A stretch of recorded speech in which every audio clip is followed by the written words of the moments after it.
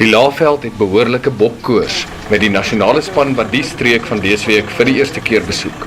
Terwyl hul wedstryd in die vierhoekige reeks teen Skotland Saterdag in Nelspruit plaasvind, het die bokke besluit om die vroeë deel van die week in Hazyview deur te bring. Hul tuiste is die lieflike Sabi River Sun, 'n ontspanne omgewing weg uit die kollig tot die groep donderdag na Nelspruit beweeg vir die naweekse toetswedstryd in die Mbombela stadion.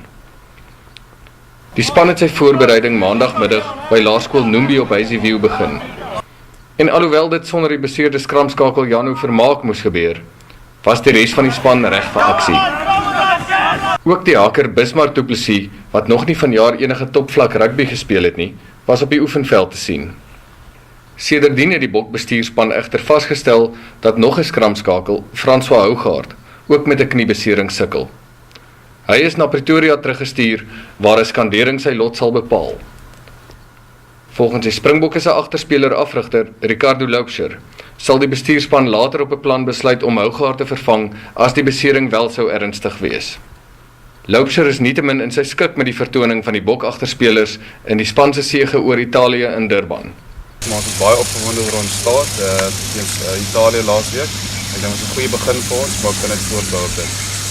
Wat die voorspelers betref, het die ervare stit Jannie Du Plessis laat blyk dat nog 'n deeglike toets op die bokke wag wanneer die skotte aangedurf word. Du Plessis is in die huidige bokgroep omring deur verskeie nuwe jongelinge, maar hy glo die groentjies se teenwoordigheid kan net goed vir spangees wees. As jy jouself vergelyk met ou soos Pieter Steff de Tooy of Lappies Labeskagh, wat nou vir hulle eerste keer hier is, dan is jy miskien 'n bietjie ouer as hulle en bietjie meer senior en dan is dit eintlik lekker om te sien hulle die entoesiasme waarmee hulle oefen en die dryf en ook die energie wat hulle bring. Ek bedoel hulle speel 'n vreeslose tipe rugby. Dis hulle eerste keer hier. Hulle wil niemand teleurstel nie en eintlik maak dit nie regtig vir hulle saak nie. Hulle wil net die heel beste rugby speel wat hulle kan. Enkele veranderings word aan die bokspan verwag, met die afrigter Heineke Meyer wat aan sommige groeplede 'n kans wil gun om hul ware kleure te wys. Dus kan die Laagveld die komende naweek nie net die eerste keer die bokke in lewende lywe sien speel nie, maar moontlik ook enkele nuwe bokke wat vorentoe nog 'n groot rol in die span kan vertolk.